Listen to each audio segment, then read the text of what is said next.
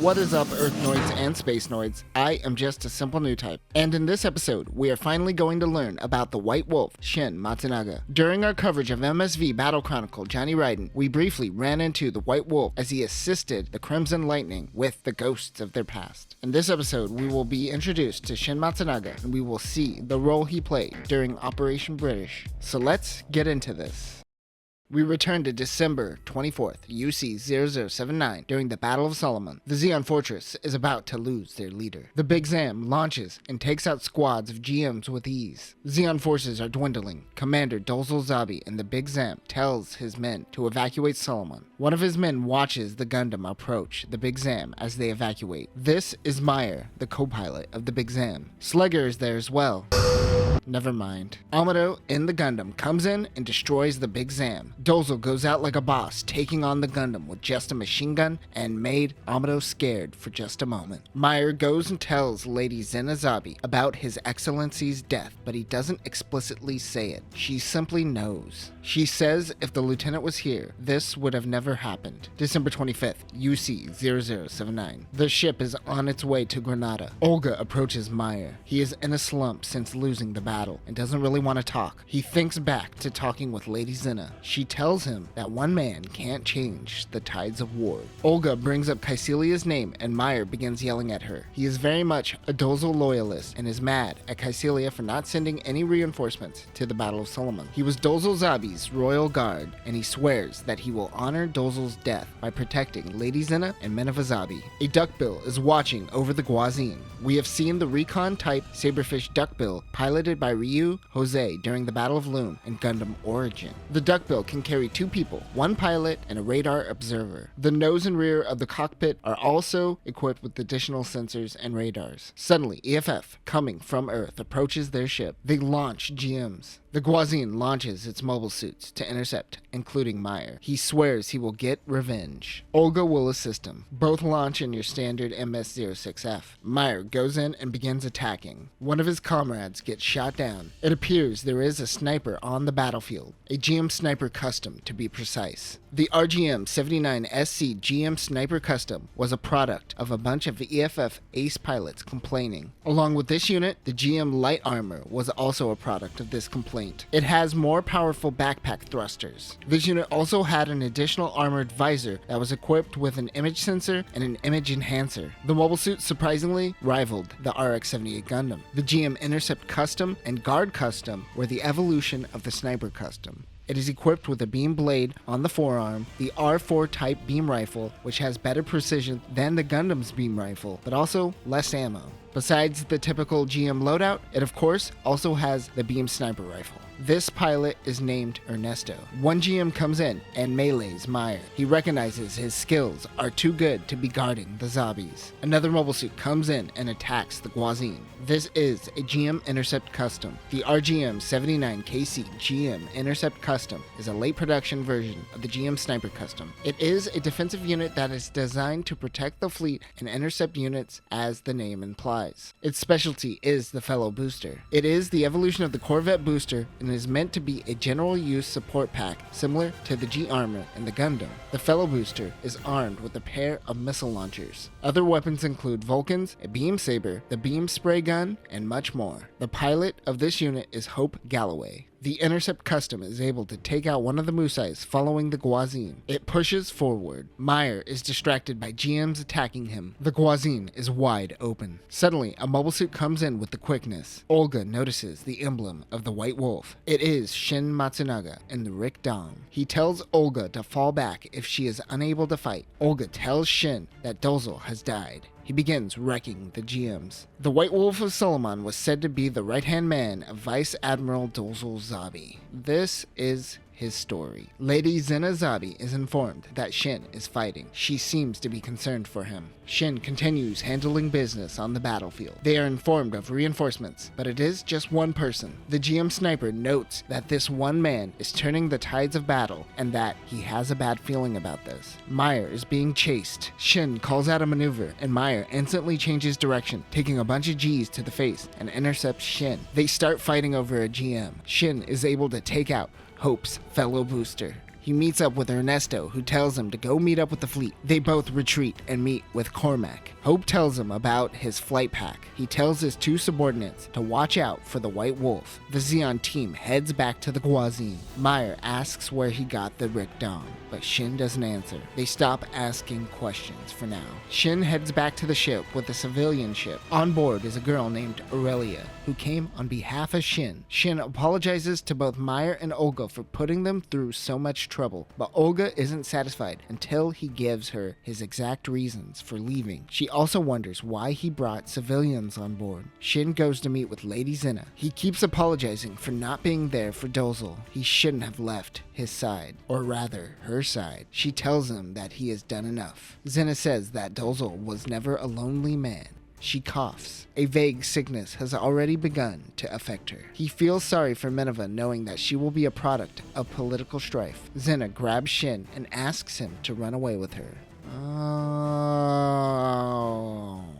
So we can assume that Shin left because he was in love with Zenna and didn't want to be around her. She has had enough of this. Enough of the war. He empathizes what she is going through and wants to understand it all. But this isn't what His Excellency Dozel Zabi would want. She asks for help, tears in her eyes. He says that he will always be there as a soldier. However, he says he doesn't want to make the same mistake again. We can assume this mistake is the two having an affair. He says that he hopes she understands and walks away from Zenna, leaving her alone once again. He heads over to Aurelia, who is looking out into space. He asks her to play a song for him. She notes that this is the first time that she has asked her to play. She pulls out her violin, tunes it, and begins playing. Shin closes his eyes and remembers earlier in the year to January 8th, UC 0079. His team is guarding Island Ifish. In 2 days, on January 10th, Operation British will take place. After that, they believe that the war will certainly come to an end. Of course, we know this mission will fail, and the war will become a stalemate for 8 months. They all talk about what they want to do after the war.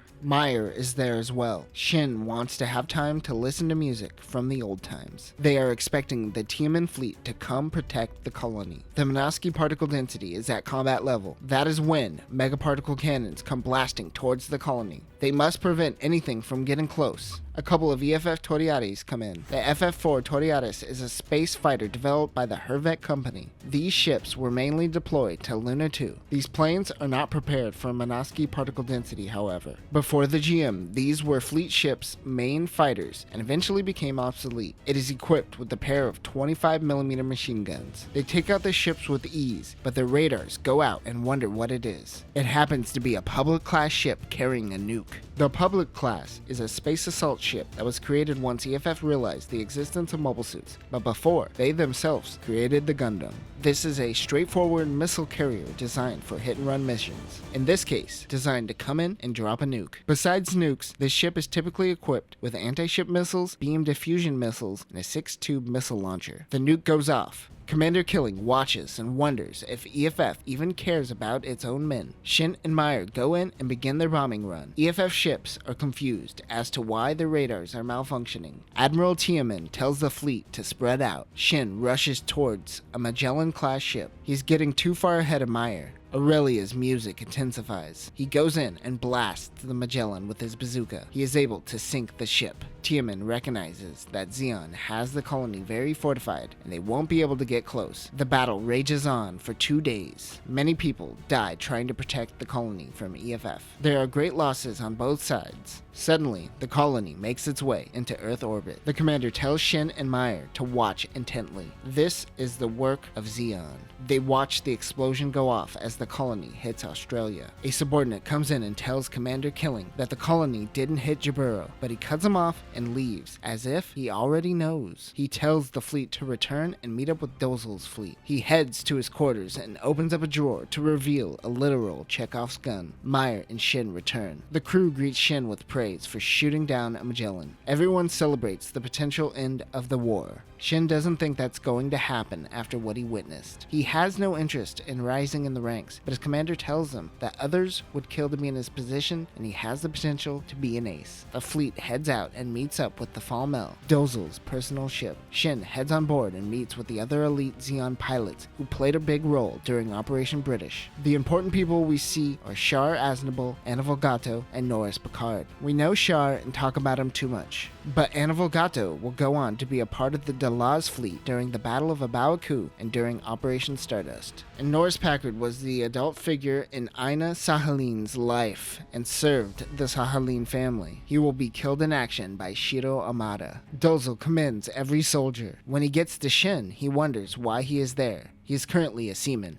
You could tell because he doesn't have the black officer vest thing. He says that he is prepared to sacrifice himself for the ideals of Zeon. Gato scoffs at him. His comrades celebrate. Shin has been promoted to petty officer 2nd class. His lieutenant teases him, but then mentions that killing wasn't at the ceremony earlier. It appears that him taking responsibility for the failure of the mission means that the colony didn't hit Jaburo. Now this drives me a little crazy. This is Killing J. Dunnigan, commander in charge of Operation British. He looks like this. He also has this gun, which he will use to kill himself. Now this is Killing from War in the Pocket. He looks like this, exactly like the other Killing. He also has this gun, exactly like the other Killing, which he used to kill himself as well. Why would you create two Zeon commanders named Killing that look so similar and both kill themselves in a similar manner? Both the writer and the artist got lazy on this one. Maybe they also got confused and thought it was the same Killing. I honestly don't blame them. The wiki even links to the wrong Killing. Someone leave a comment if they can explain this. He tells them that there is a rumor that Side 5 is the next target. Shin snaps out of it and comes back to reality. Side 5, Colony 11, Island Wothot. Watot? Wothot. Millions inside are dead from the gassing. From there, Zeon moves in to attach pulse engines. Remember, the Battle of Loum, aka Side 5, was supposed to be the second Operation British. Zeon's plan was effectively going to be dropping a colony until the Federation surrenders. Shin meets with Dozel in his fancy house. Dozel knows that he is about to kill millions of people under his command if he wants to win this war. He is being vulnerable and essentially having the same conversation he had with Zenna in Gundam The Origin. We cut to Shin fighting with his Zaku 2 early production type. This is pre-Antarctic Treaty, so there is radiation shielding on these units.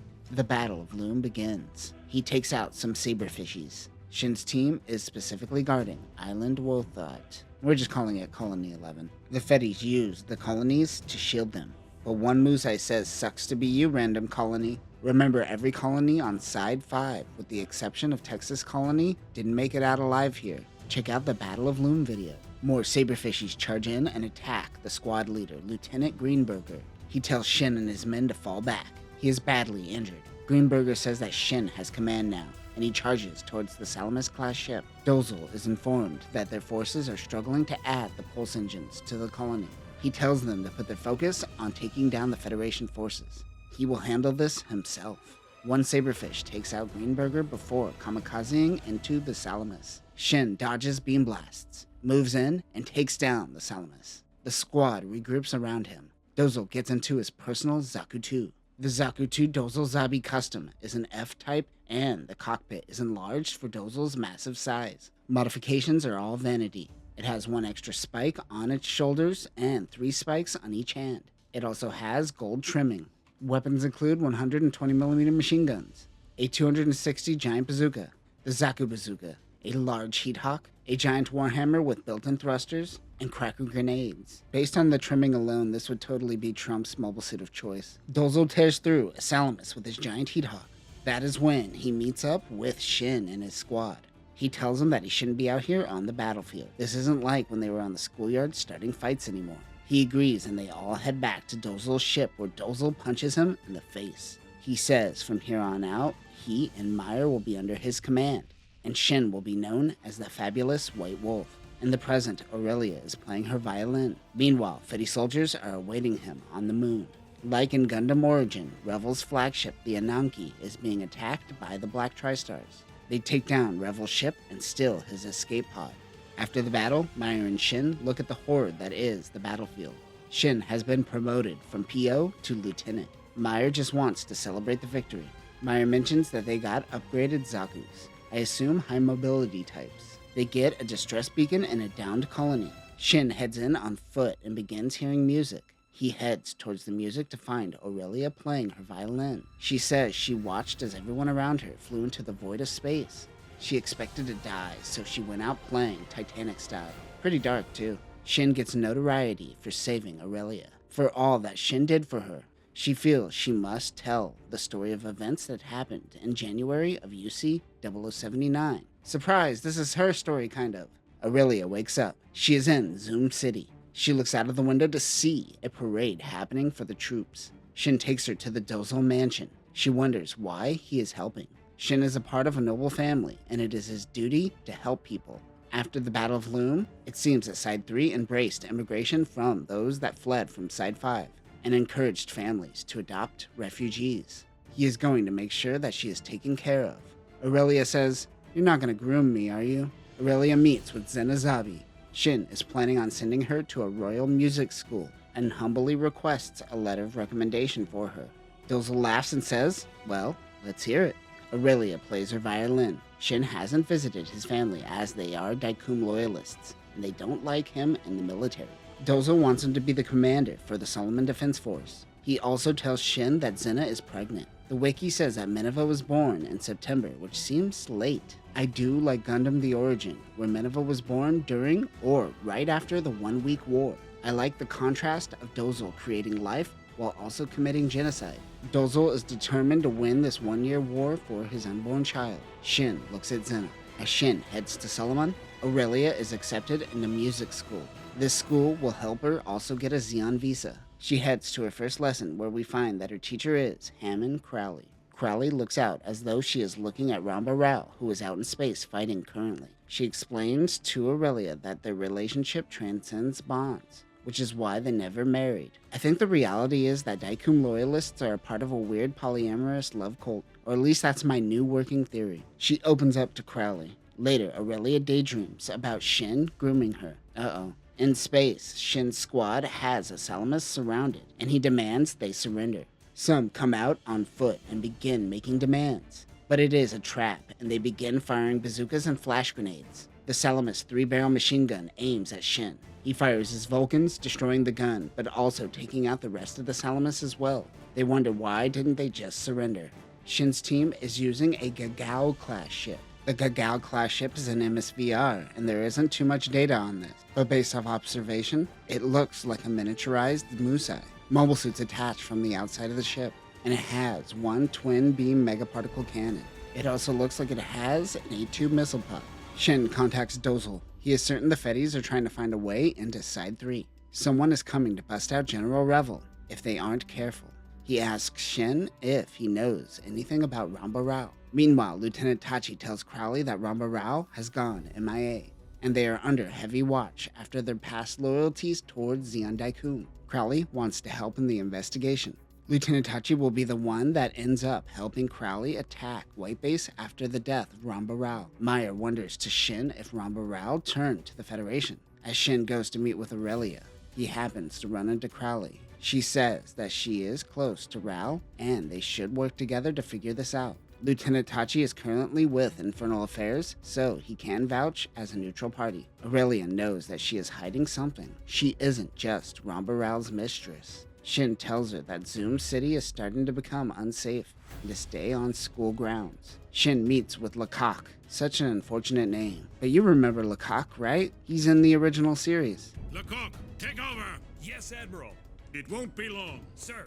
That's it. Lecoq gives them information regarding General Revel. There have been anti-zombie factions helping the Fetties. Shin then visits Commander Garrett Schmitzer to see if he has any answers regarding Rao's location. This is the commander of the Midnight Fenrir Corps. He is from the video game Zeonic Front, which is one of the few games I actually played back in the day.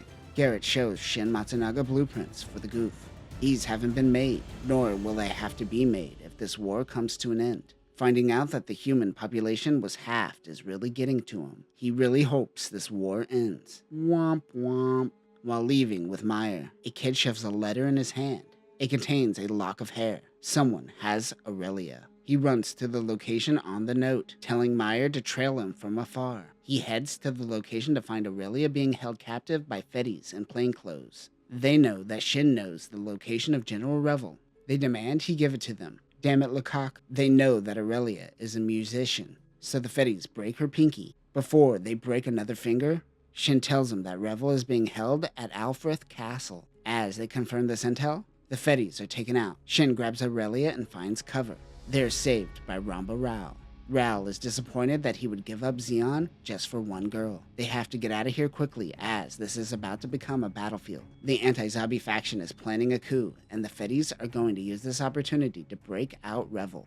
In Gundam The Origin, there is a conversation between Girin and Degwin. During this conversation, the Uprising is taking place in the background. Ral tells Shin to come with him. The anti-Zabis move in, surrounding the Zabi castle. They demand that they relinquish their powers so they could properly end this war. Ral is able to get intel from within the Zabi movement, being a part of the Ral family. The Federation instigated this coup. Shin wonders if Ral has put his past grievances aside. Ral says that he sets aside those feelings when on the battlefield. Ramba Ral will be taking point, while Shin goes with Kozun and Clamp to steal some mobile suits. Ral says, "Tonight, we Kui." Shin puts a splint on Aurelia's finger and apologizes to her for all the trouble. The anti-Zabi forces are attacked. It is the Kui. Did you know that the Kui's treads can expand and retract? God, I love the Kui. It's so dumb, but I would have loved this toy as a child. The ability to get this close shows Ral that these anti-Zabi soldiers are sloppy. Meyer is trying to find a way to get into the hangar. When the Kui comes in, he notices that Shin is with them. At Ilfrith Castle, Revel is broken out of jail. At the same time, Zoom City Mobile Suit Base, Shin steals a Zaku FS. We broke down the FS and hooligans, but this is Garma's personal suit, or at least will be once he heads to Earth. Ral heads towards the Vanguard. Zaku's protect the caravan when Shin comes in and fights it. Another Zaku 1 comes in, but Ral and his foot team of soldiers handle it. Kui team for the win! Kukui! Ral opens up the cargo truck to find nothing. Revel isn't here. This was a ploy. January 31st, the day General Revel gave his announcement to the Federation to continue the fight during the Antarctic Assembly. Kycilia left after the announcement. I guess Kycilia was there as well as Makuve? Even though Revel got away, Ramba Rao was cleared of all charges against him conspiring against the Zabi family. However, Shin was arrested for his actions. Since the war is going to continue, they are going to need as many leaders as possible. Aurelia is currently under Crowley's care. Shin is being arrested for giving Revel's location to the Fetties.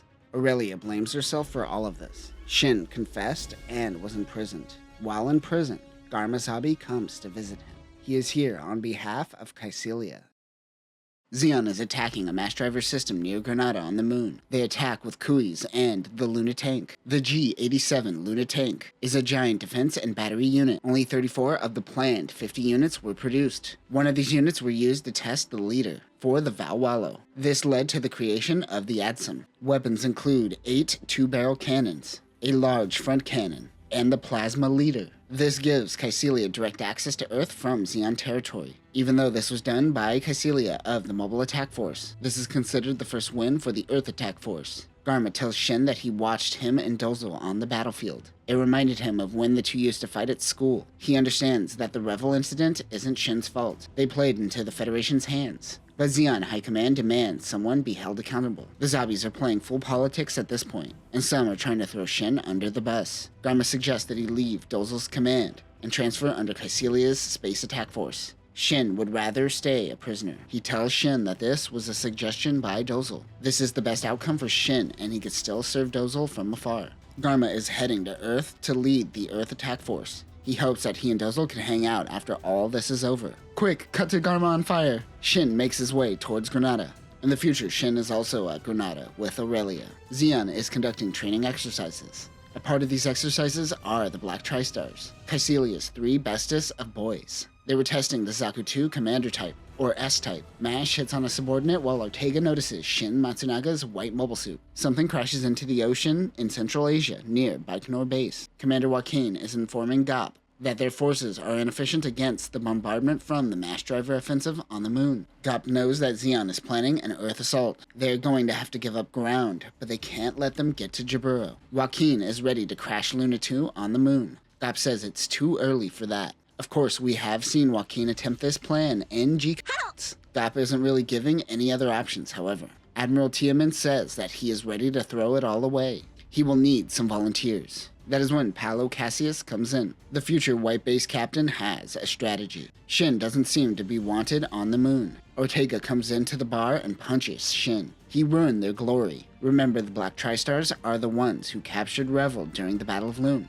We got ourselves a brawl. Mash pulls out a knife, but is stopped by Ramba Ral. He says they will have to fight him as well. Elliot Rim comes in and says, "Gentlemen, gentlemen, gentlemen, you know what we must do to solve this? Mobile suit duel!" Olga, the subordinate that Mash hit on, fights with Shin and Ral to make it a 3v3. They make it a public mock battle 2 days from now. Ramba Ral is mad that Elliot got involved. It would have been easier to just brawl. He thinks this should be fought with mobile suits. He goes into a diatribe about Dr. Manovsky and the advancement in AMBAC system technologies. This allowed Zeonic to create the MS-01 Crabman. The ZIX-A3 Crabman, also designated the MS-01, is the first mobile suit. Giranzabi allows for the production of Zeonic's Crabman, along with MIP's X-1, which essentially evolves into Bigro. This is the first time an AMBAC system and manipulators were combined to result in a 10-meter tall humanoid machine. When Giranzabi was shown this mobile suit, it brought him to laughter. It wasn't until the MS-04 that things started to see progress. Elliot then tells Shin the story of the EMS-04 made by Zemad, better known as Zuda. He tells him of the test which led to the mobile suit disintegrating. The Zuda is the reason cooling pipes are on the outside of the mobile suit on the Zaku 2.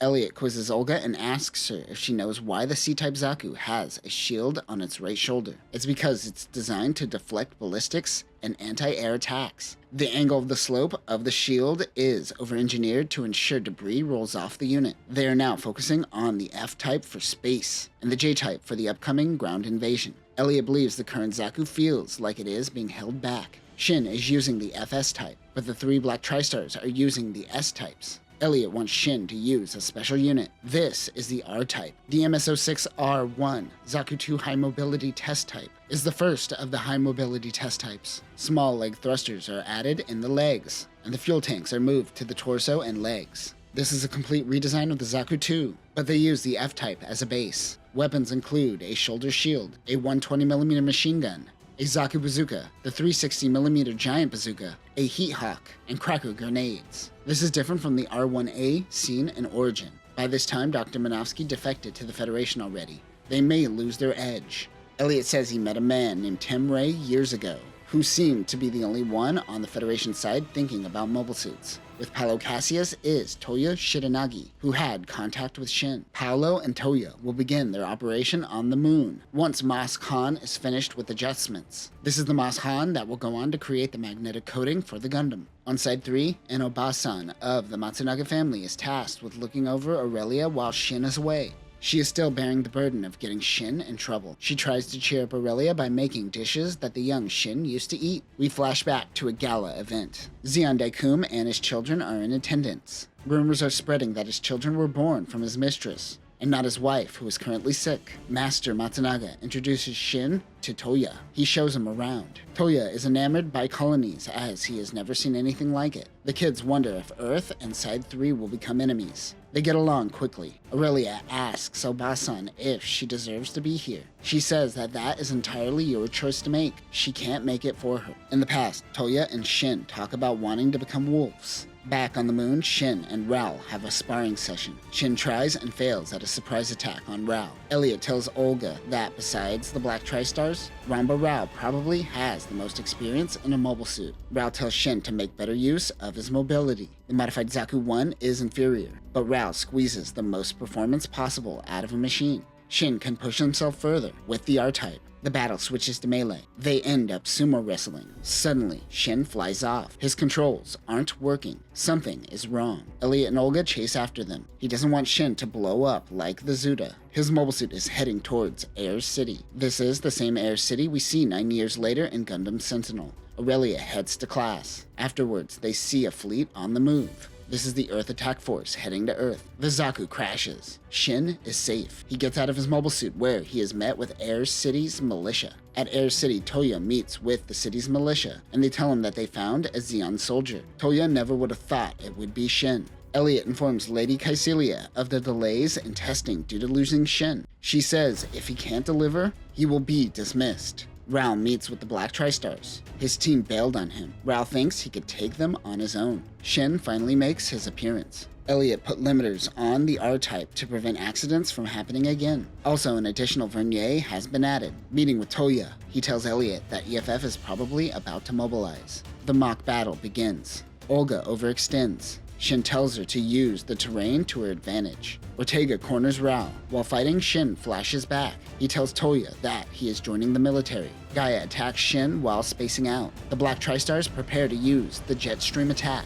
While the mock battle is happening, Kycelia gets word of an attack on a Mash driver system. A long-range bombardment takes out Luna tanks. As Gaia, Ortega, and Mash execute the jet stream attack, Shin takes off his limiters. He rushes in to attack, but his legs were hit. They rush all three for a second jet stream attack. Out near Loum, a Zeon fleet is scouting when they are attacked. It happens to be a giant beam cannon, similar to Zeon's Jotunheim. The weapon is under control of a young Jamaicon. He is under Palo Cassius's command, and he doesn't like that this giant cannon is in the alpha stages. Jamaicon is already dismissing collateral damage. He hasn't evolved into full fascist just yet though. Their next target is the Mash driver system at Mare Imbrium. They fire the weapon. They are firing from side 5 to the moon, so it takes a few hours to hit its target. Toya doesn't seem to like Jaburo Command, which is Palo and Jamaicon's team. Elliot cancels the mock battle and informs them of the bombardment currently happening. They are heading into battle.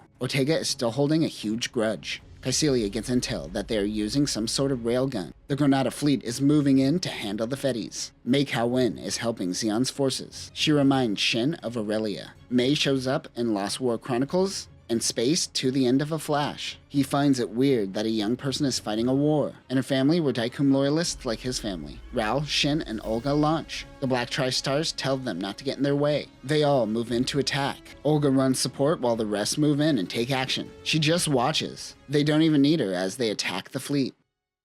Toya feels that Shin is a part of this operation. The Zeon pilots look out at the debris field that was once Side 5. Gaia says, "We captured Revel during the battle, but someone had to go and ruin that." He's so bitter. Shin flashes back to several years prior, as tensions are getting high between Side 3 and the Fetties. Toya leaves. He thanks Shin for accepting him while he was here. They can't believe that war is inevitable. Toya says that humanity's desire to expand is endless. It won't stop with just the Earth sphere. War is just dressing for humanity's desire to expand. He seems to view human expansion as a cancer rather than some form of innovation. Toya tells Jamaicon and Paolo that the bombardment is pinning down their ground forces. He calls Jamaicon incompetent. Toya is going to lure out Zeon forces while Paolo and the fleet falls back behind the debris. The railgun is malfunctioning, and its programmed attack is on track to hit Von Braun City. Paolo tries to do a manual override when Zeon approaches. They can't get past their defenses. Toya heads out to fight in a saberfish. He and the Jabberwock squad move in on Shin. Ortega tells Shin that he is overextending. The Black Tri-Stars, as goofy as their characters are made out to be,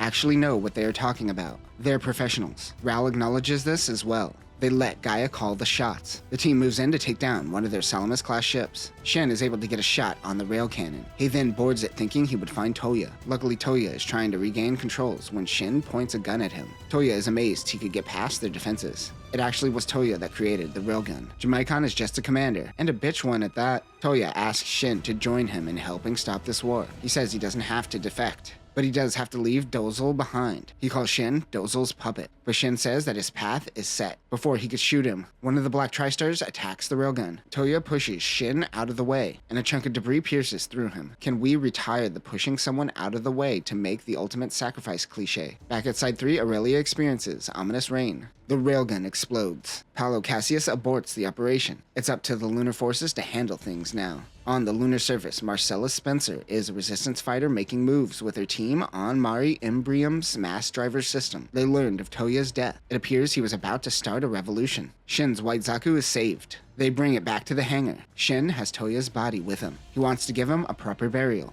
Rambaral says, "Hey, go check out Shin's logs before he gets in trouble for whatever shady shit that was." Later, Shin meets with Makuve. He's impressed with Shin's actions with the Black Tri-Stars. The commander wishes to use him during the Earth landing operation, but he needs him for something else. He tells him of the United Maintenance Plan, also known as the Second Phase Production Plan, which created a standardization for mobile suit production. This included 3 main standards: 1. The standardization of hand manipulators to allow units to interchange weapons. 2. The standardization of parts between models of efficiency. And 3. The standardization of cockpits to increase training time. It was created in February but didn't get implemented for a few months. The United Maintenance Plan is mainly an excuse for the designers of War in the Pocket to make something new and fresh. He mentions that Elliot Rim's original designs have flaws in standardization. Remember, Elliot Rim oversaw the development of the original Zaku. We see this in the developer series, before the 1 Year War. We also covered Elliot Rim's story during our Brave Heroes in the Sky coverage. He is still looking to gain support from Giran, if field operators like himself would provide his endorsement.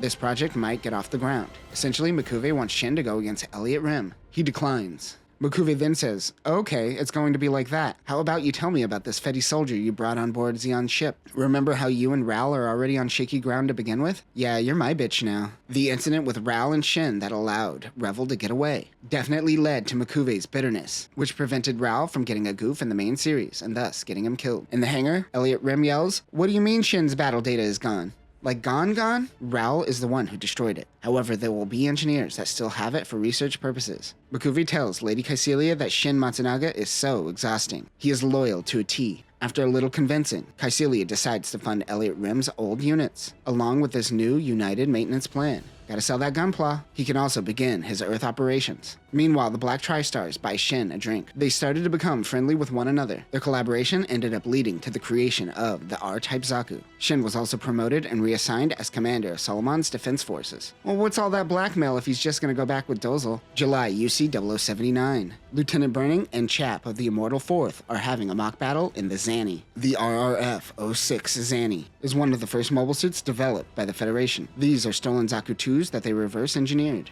These were extremely unreliable, suffered from a lack of budget, and had poor usability. They were mainly used to train pilots. Weapons include 60mm Vulcans, and a 120mm cannon that was used by the Ball. Alpha and Chap watch their comrades. If Monsha can't handle a Zanny, he won't be able to beat Zeon. As they watch the two fight, others talk about the rumors of the Federation's first true mobile suit almost being completed. In Jaburo, Tim Ray and the Science Division is ready to provide something on the level of the Zaku. Revel holds a briefing. Amongst the people in this briefing are Terry Sanders from the 8th MS team and Christina McKenzie from War in the Pocket. Revel shows off the new gun cannon. The gun cannon destroys a dummy Zaku with ease. The Immortal Fourth is there as well. Wait, weren't you just on Luna 2? This manga jumps around way too much. The pilots all try out the RX-77 simulator. Hope Galloway and Ernesto Garad of the Jabberwock team also are a part of this group, and they too try out the simulator. Also added to the Jabberwock's roster is Marcella Spencer. She was Toya's comrade. They run the simulation and fight against a target moving at insane speeds. They realize this isn't a Zaku.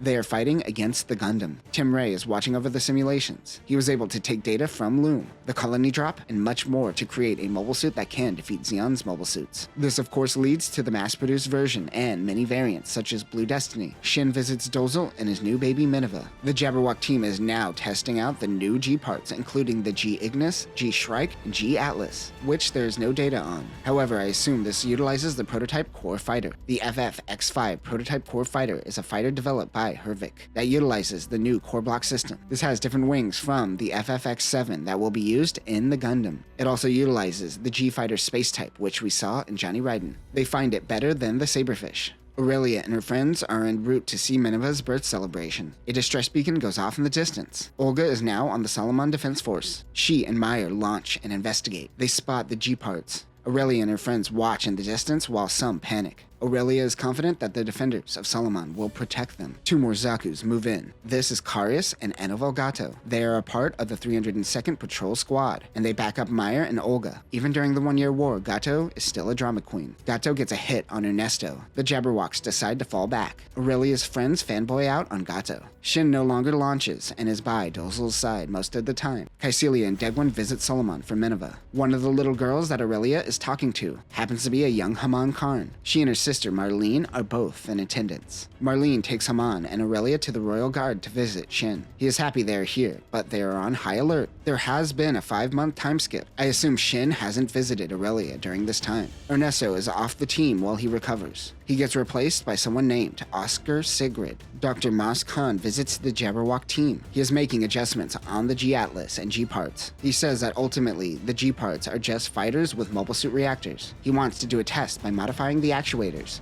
and playing around with this magnetic coating he has been working on. Aurelia and the Zeon Academy of Arts perform for Minerva's celebration. Kycilia goes to take a call from Granada. While gone, Degwin says he is proud of Dozel for keeping the Zabi lineage going. He says that Giran and Kycilia suck and only care about themselves. They're not making him grandchildren, but Dozel should have more children. Dude just wants to be a granddaddy. Degwin mentions that every Zabi sibling has a different mother. Nice, Degwin be banging. While the celebration is happening, Shin and Meyer learn about the G-parts. Shin wants to go out for the first time in a while. He passes by Gateau, who gives him a hard time about going out to scout. You have to get permission from your CO.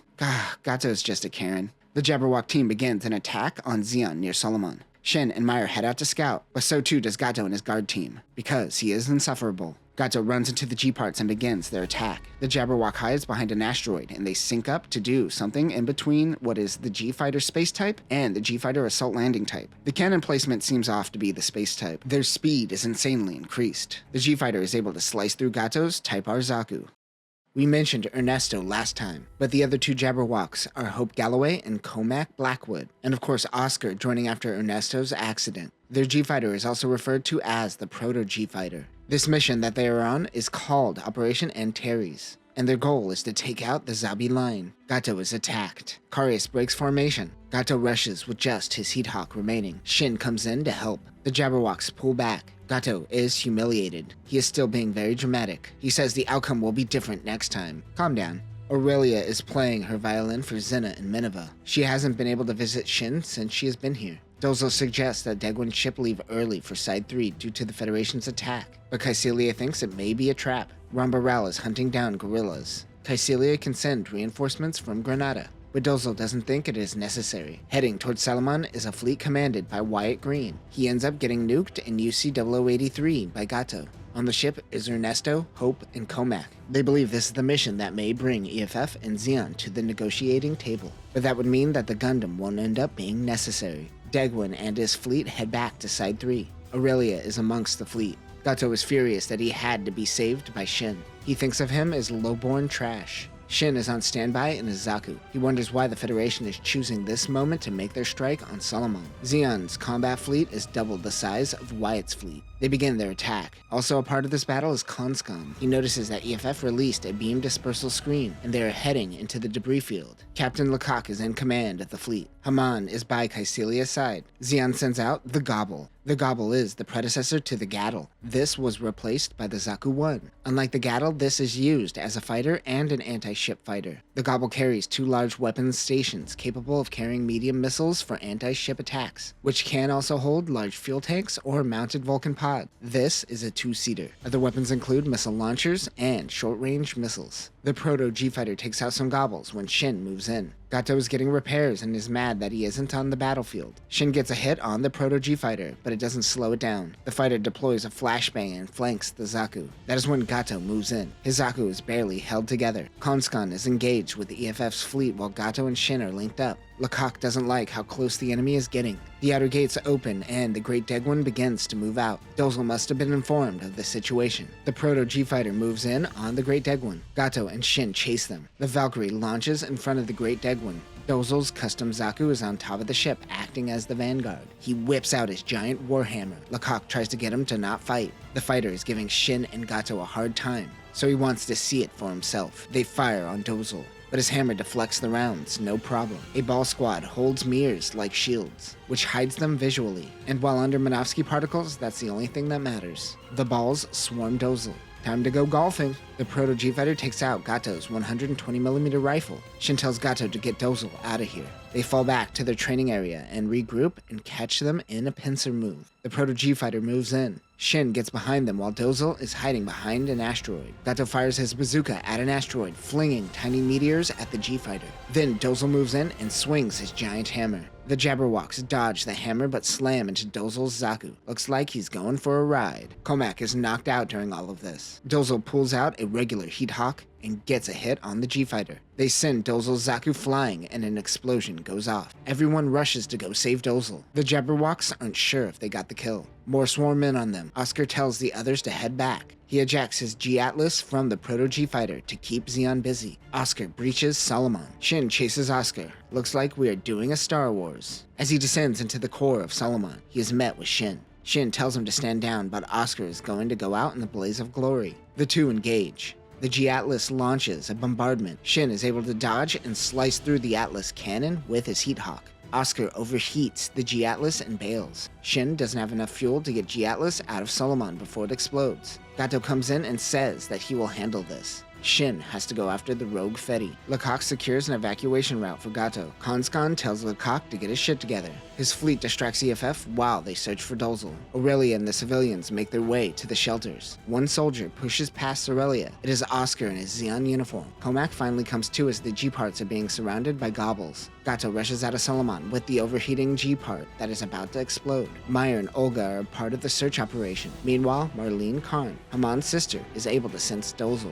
She sneaks into the hangar and finds herself a Zaku 1. Shin is searching for Oscar with a group of MPs. When he is informed that Aurelia spotted someone who looked shady, and she decided to go after him on her own. Oscar makes it to Zenna and Minerva. Aurelia refers to Oscar as an uncle. She could sense his heart. Oscar tells Zenna that he is doing this because of the massacre at Loum. His entire family was slaughtered, and it is all because of Dozle's command. Aurelia sneaks in and tries to save Minerva, but she cries, alerting Oscar. He is stunned to find Aurelia here. Remember, Shin saved her from the Battle of Loum and the colony debris. She tells Oscar that Zeon saved her from Loum, but he can't get over the massacre that took out all of Side 5. He doesn't care. He is ready to burn this entire place down. Shin comes in to save them. Oh, he has a bomb, by the way. Gateau yells on the comms, "Get out of the way, everyone! This thing's about to blow!" He makes it out of the gates of Solomon and hurls the G-Atlas. It finally goes off. Oscar looks away when he hears the explosion. He heard a noise in space? I guess it would be vibrations. Aurelia uses that moment to tackle Oscar. She probably should have set Minerva down before doing that. Zenna goes to grab the detonator he was holding. Oscar aims his gun, but Shin enters and shoots his oxygen tank. The two get into a brawl. Shin says blowing this place up will make this war go on longer. It won't stop anything. Oscar wants Shin to kill him, but instead he is going to make him his slave to atone for his sins. Oscar says that the Federation will soon have mobile suits of their own. Karius saves Gateau. Guards come to help Zenna, but she lies and says nothing is going on. Shin thanks Aurelia for keeping Zenna safe. Myers spots a Zaku 1. Dozle is drifting out into space. He was able to eject before his mobile suit exploded. The Zaku 1 approaches. It is Marlene coming to save the day, and thus begins whatever the hell this relationship is. Wyatt makes his retreat. Comac wakes up to Ernesto, who tells him the mission was a complete failure. Hope Galloway calls Oscar a foolish old man. The Zaku makes it back to Solomon. Dozle says, "It is I, your great leader, barely a scratch on me." He boosts the morale of his men with his ego. Shin and Gateau debrief Dozle. He doesn't mention anything that went down with Oscar. Gateau gives Shin the side-eye. After the meeting, Gateau asks Shin what game he is playing. He grabs a sword off the wall. Usually you want to duel your ceremonial swords before mounting them. He knows Shin is more than capable of capturing the Federation soldier. Shin says that his goals are to serve Dozle and nothing more. He says to strike him down if he thinks otherwise. Gateau decides to back down. Dozle is informed that the Red Comet is running late. September 18th, UC 0079, Side 7. Char goes looking for a Gundam. He brings word back to Dozle that the Federation now has mobile suits. The tide started to shift at this moment. Soon after that, Dozle is informed that Garma Zabi was killed in action. Giran gives his propaganda speech during Garma's funeral. In the crowd is Shin, along with Yuri from 8th MS Team, and Delaz from Stardust Memory. Is that supposed to be Chalya Bull? They did Twinkified him. Bring back the Twink. Everyone cheers but Shin. Dozle visits the Zabi shrine. He apologizes to his brother Sasuro for not protecting Garma. You remember Sasuro? Dozle tells Shin that he sent Ramba Ral down to Earth with the new Zanzibar and Goof. He also gets word that Kycelia is making an elite team of ace pilots. They're calling it the Chimera Corps. Shin says that they tried to poach him and Gateau for this new team. They take a detour to a park where they used to roam as children. Later that night, Dozle gets really drunk and stumbles onto Marlene. Ooh! Shin visits his mother's grave where he meets his father. Remember, he is a Daikun loyalist and opposes the Zabis. He says the death of Garma was bound to have happened. His dad wants Shin to walk away from this war. This prolonged stalemate is what is going to destroy Zeon in the end. Shin says he is going to stand by his man Dozle while he finds a faster way to end this war. Spying on Shin and his dad is Oscar. Dozle makes his leave from Side 3 back to Solomon. Acting as his guard is Robert Gilliam in a high mobility Zaku. Robert Gilliam is a part of the MSV line, but he hasn't really shown up anywhere else in our coverage. Sometime later, Shin gives Aurelia a call. He brings her bad news. Ramba Rao and Hammond Crowley were killed in action. Remember, Crowley was Aurelia's teacher in the early days of the war. A TV shuttle is filming a battle happening outside of Side 6. This is Whitebase and Amado fighting against Conscon. Like the anime, the Gundam takes out Conscon in a chevet. One Zeon officer watches the battle. He mentions that since Odessa, things have been downhill for them. This is Ensign Bernard. His young NCOs are willing to throw it all away for this war. But Bernard and this team are on transport duties. They're transporting the Big Zam. He tells his men to think about the future and to stop trying to throw their lives away on the front lines. We will eventually learn that he is not looking out for the kids and is actually just a coward. That is when Shin boards his ship and steals Bernard. Your services are needed. Get in the space van. We flash back to a few hours earlier. Dozle tells Shin that Giran won't help Solomon. Robert Gilliam says to Shin, "Hey, you aren't trying to start a coup, are you?" He was, however, having thoughts of seeking out the Great Sovereign's help on this. Gilliam is one of Giran's men. He says that even if Solomon falls, Giran has a plan. He suggests to Shin that he join Giran's faction. He believes that Dozle's family feuding is what is preventing Giran from achieving his goals. Shin declines his offer. He calls him a fool. Oscar and Chief Gaston want to join Shin on his journey. They, along with Bernard, head off. Also, this mini Musai-ass looking ship actually has a name. It is the Gateau class ship. The Gateau class ship was designed to fulfill the need of getting mobile suits into the battle faster and in larger quantities. This is labeled as a destroyer, but is more a simplified mobile suit operation vessel. They hold mobile suits, but it doesn't have a hangar, so it relies on other ships for maintenance. Weapons include 2 twin megaparticle cannons, 2 auxiliary megaparticle cannons, and missile launchers. Shin tells him that they are heading to Side 3 directly and asking Daegwon to consider a ceasefire. Bernard thinks he has gone insane. The Mastsunaga family will help with negotiations. This will most likely cause the economy to collapse, but they can maintain some semblance of sovereignty perhaps. This is like the Japanese revolutionary who made a proposal that moved the king so much it made him surrender power. This is called the 8 Proposals while shipboard. You can read this. It's only 8 bullet points. You're still not going to read it. That is when they get a red alert. Someone on the comms say that they are harboring rebels. This isn't coming from Solomon Command HQ. 2 Gelgoog cannons approach. They are from the Chimera Corps. Shin launches to handle them. He tells them that they are heading to Side 3 on orders of Dozle, but the Chimera Corps has been ordered to take him in. The 2 pilots are Gerald Sakai and Thomas Kurtz. Remember, we learned in Brave Soldiers in the Sky that Kurtz defected from EFF to Zeon. Gerald Sakai also made an appearance in Johnny Ryden's MSVR story. Kurtz is ready to kill him,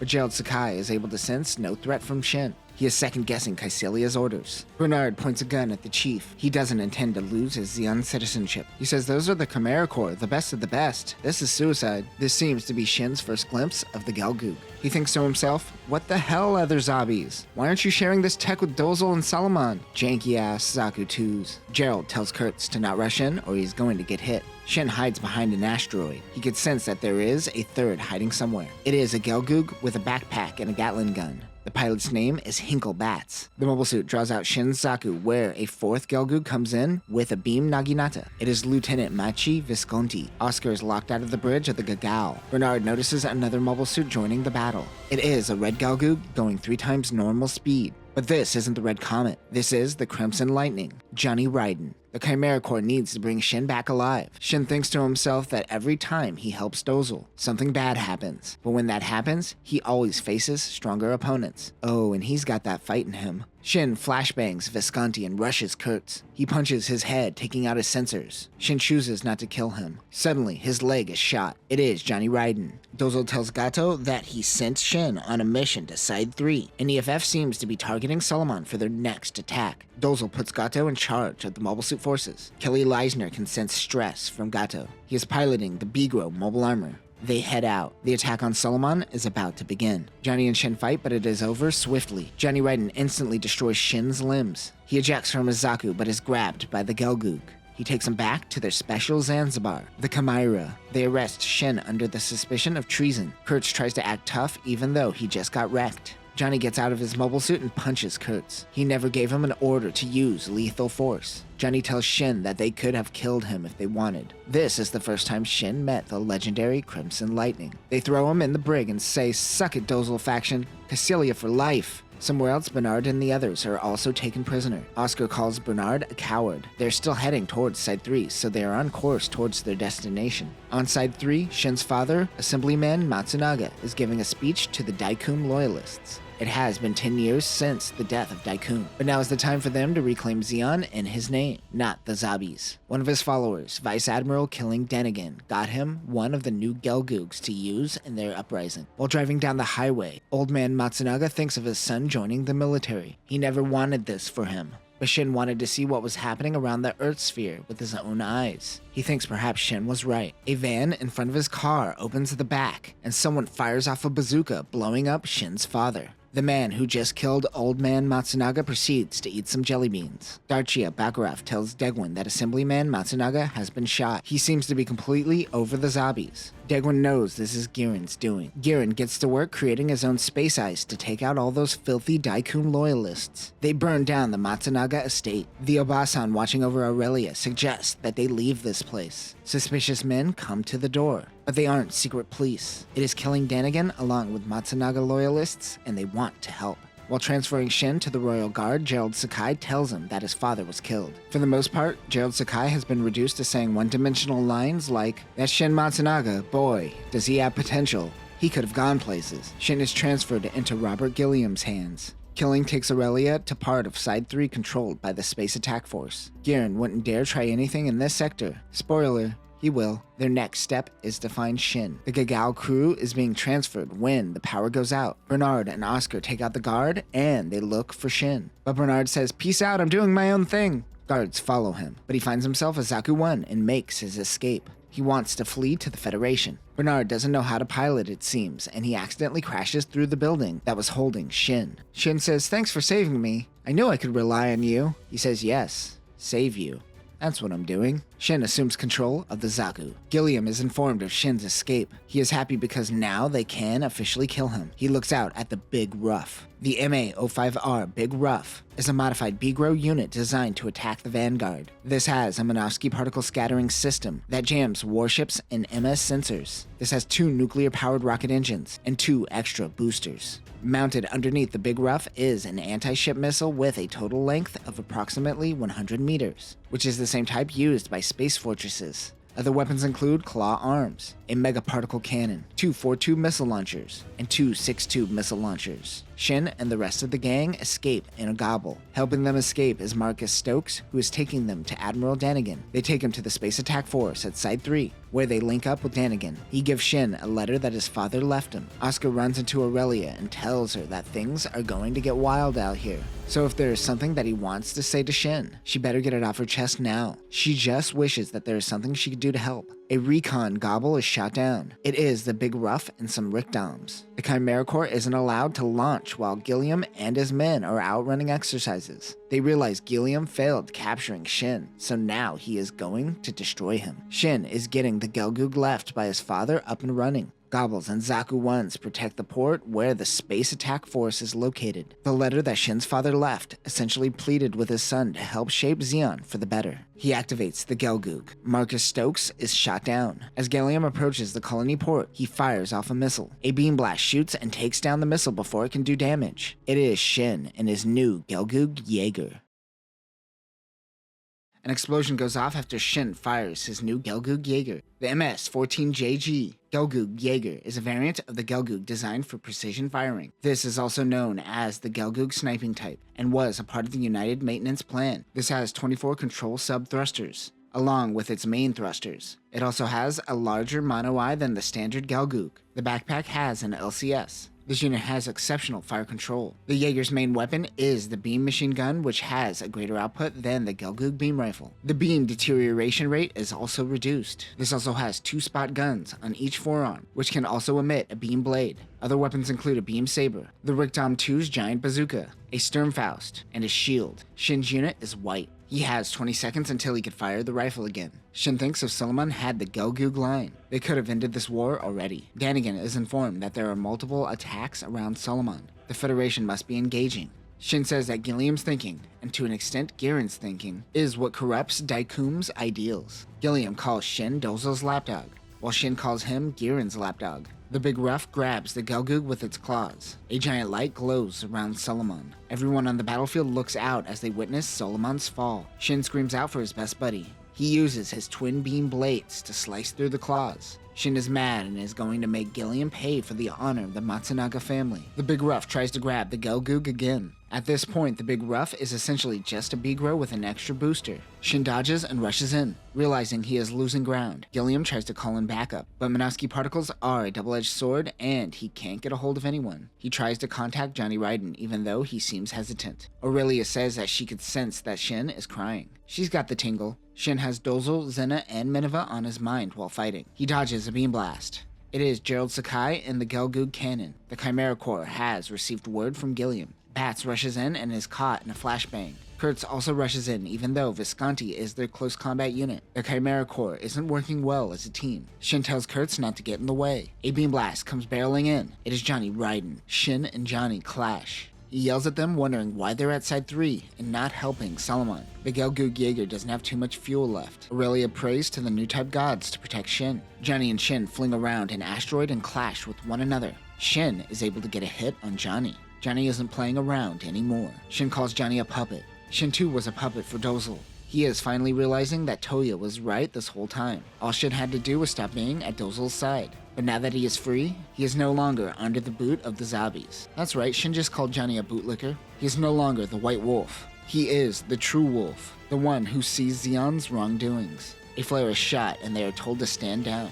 In come the Gyan Eos. We discussed this Proto-Gyan in our coverage of Johnny Ryden. There we saw Uma Lightning pilot this. It is the Sovereign's Royal Guards. They're taking Shin Matsunaga to Zoom City and the Chimera Corps must stand down. They take him to the capital where Danigan meets up with them, along with Prime Minister Darchia Bakarov. He wonders what is going on. That is when Degwin enters the room. This seems to be something that Degwin has been pondering for some time. It is unfortunate that it came too late, however. Shin gets confirmation that Solomon, along with Dozel, has fallen. The fall of Solomon means that they need to find a new path towards peace. Degwin thinks the bridges that the Matsunaga family have made with the Federation is important now more than ever. They will need his help. Shin cries for his best buddy while Aurelia plays the violin. She's playing away the pain. Everyone preps for the upcoming mission. Elliot Rim is with Shin as well. Marlene Karn is saved. Her psycho waves are being monitored by the Flanagan Institute, and since the fall of Solomon, her psycho waves have spiked. She blames Dozel's death on Shin. Oh, she definitely touched Dozel's butt. Somewhere around the moon, the Jabberwock team prepares for their next mission. They too now have a Gundam. Zoom City, a few hours after the fall of Solomon. He admits that he is nowhere near as good as his father. Because of this, he is leaning heavily on Prime Minister Darchia. Degwin has one last mission for Shin. Zenna and Minerva survived. Even with a ceasefire, he recognizes that the fighting won't end. He needs Shin to protect the zombie line and take them to Axis. December 27th, Granada. Shin briefs his team. Olga and Maya are here. They weren't with Shin on his mission. They were at Solomon. Maya was in the Big Zam with Dozel. If you go back to Chapter 1, we see Maya and Olga fighting at Solomon. They acquired a Guazin-class ship with a crew of around 500. It will take a little over a year to reach Axis, which is in the asteroid belt in between Mars and Jupiter. He says this is voluntary and anyone could step away. Olga and Maya are in. So are Bernard and his NCO West. Bernard is planning his own power grab at Axis. However, Oscar is out. Now that the ceasefire is on its way, his role here has come to an end. Shin gives him passports and funds to start a new life. He expected this outcome. Oscar says his farewells to Aurelia. December 31st. While the Federation is moving in on a Coup, Shin and his fleet move out with Degwin. His ship makes contact with Revel's fleet. Suddenly, the solar ray takes out the Great Degwin and half of Revel's fleet. Shin can't believe the madness of Girin. Oscar is still in Granada at a bar when he gets word of the attack. Shin and his team need to move out. They are no longer safe on the moon. Now that Degwin is dead, the power struggle between Girin and Kycelia begin. West says, "I'm the new Oscar," and goes out to help. Kycelia's guards step in ahead of them. They want Minerva. West hits some soldiers with a van. He gets Shin to safety. West is almost shot, but Oscar comes in to save the day. They get into the Gateau-class ship and bust out of Granada. Oscar thinks the power of the solar ray must be stopped. West tries to impress Aurelia. Bernard tells West to wait till Axis, where there will be so many Zeon bitches for him to choose from. Lecoq has joined Shin in helping protect Minerva. Many of the surviving Solomon forces are now at a Coup. They get a red alert. The Federation is approaching. It is the Jabberwock team. Comac launches in a Gem Guard custom. The RGM-79HC Gym Guard Custom is a variant of the Gym Sniper Custom. This has the power of a sniper unit with high maneuver capabilities. This unit snipes behind its Guardian shield, made of 5 different alloys. The shield has its own Vulcans. Other weapons include 60mm Vulcans, 2 shoulder Vulcans, a beam dagger mounted on the forearm, a beam spray gun, and a beam saber. Hope Galloway launches in the Gem Intercept Custom Ignis. This is the Intercept Custom we discussed in Johnny Ryden, but it has the Ignis G-Fighter attached. Onessa launches in a Gem Sniper Custom. They are going to handle business before their new Gundam can move in. Shin is back to using his Zaku. The Gelgoog wasn't that beat up. Shin tells his people that this most likely is going to be their final battle. They're about to spend a year on a boring ship together, so they better make this last battle something to remember. They all launch and engage with the EFF. Oscar snipes on top of the Gateau-class ship, with West and Bernard assisting. The snipers pick off some of the EFF's forces. Help approaches the Jabberwocks. The Gateau's engine goes out. Bernard heads out to fix it. Oscar tells him there is a bogey approaching fast. It gets a direct hit on the Gateau, killing West. Bernard is still alive, floating out in space. This is Marcella Spencer in the Full Armor Gunner Gundam. The RX-78 SP Gunner Gundam is a variant of the RX-78 built for medium-range combat. It has a composite sensor on its shoulder and contains many of the sensors you would typically find in the head. They made the backpack smaller, which allows for even more sensors. This is a recon, sniper, and ambush unit all in one. The sensors make this unit perfect for precision sniping as well. Weapons include 60mm Vulcans, a specialized beam rifle, and a beam saber. This particular full armor variant has additional armor applied to each body part, along with additional thrusters and even more sensors. This particular variant is equipped with a large diffuse beam cannon, an extra beam saber, and 2 E2 beam spray guns. Marcella faces off against Shin. She wants revenge for Toya. He too blames himself for Toya's death, but he won't let her vendetta stop him here. Why is a full armor Gundam doing close range combat? Never mind. Oscar saves Bernard and gets him to Chief Gaston. He heads back to the battlefield where he sees the Ignis unit mounted on the GM. He fights with Hope, who slowly realizes he's fighting Oscar. He simply asks Oscar if he could just let them through. Hope refuses to listen to a traitor. The Jabberwock's fleet is attacked. Oscar takes out the Ignis unit. A beam blast almost hits Hope, but Oscar does our favorite cliche and pushes him out of the way to take the blast. Aurelia can sense Oscar's death. The blast came from a mysterious mobile armor piloted by Marlene. There isn't any data on this mobile armor, as it doesn't seem to be a part of the MSVR line and is made up for this manga. But looking at it, we could assume that the Flanagan Institute took a Big Zam as a base unit and built a new Psychomu-based mobile armor around it. The chicken legs are removed and the Elmeth bits are added. It retains the giant megaparticle cannon and the eye field. Shin hears Marlene's voice. He tries to get her to stop. The Jabberwocks decide to pull back and let Zeon tear each other apart, with the exception of Marcella and the Gundam, who looks for the mobile armor. Olga is clipped. Meyer gets her to safety. Marlene tells Shin that he took everything away from her. Girl, you're the side piece in this situation. You greatly misrepresented whatever that relationship was. She claps back by saying, bitch, please, I see the way you look at Zenna. She's got you there, Shin. Marcella has the ability to kill Marlene, but Toya's new type ghost tells her to let them be. Goes to Oscar tells Hope to protect Shin. Everybody gets a force ghost. Marlene sees Ghost Dozel, but rejects it and fires the megaparticle cannon. But it is attacked by the Gundam. Both EFF and Zeon stop focus and try to take out the mobile armor. Bernard sends out a weapon to Shin. I feel like this is an MSVR weapon, but I can't for the life of me find out what it is. If you know, leave it in the comments. He grabs the weapon and attacks the mobile armor. Since there's no name for this, I'm calling it the Psycho Zam. The Psycho Zam goes up in flames. Shin tells Marlene to eject. She blames this all on Zenna ultimately. Marlene joined the Flanagan Institute to protect Dozel, and never had the chance to. The cockpit goes up in flames, killing Marlene.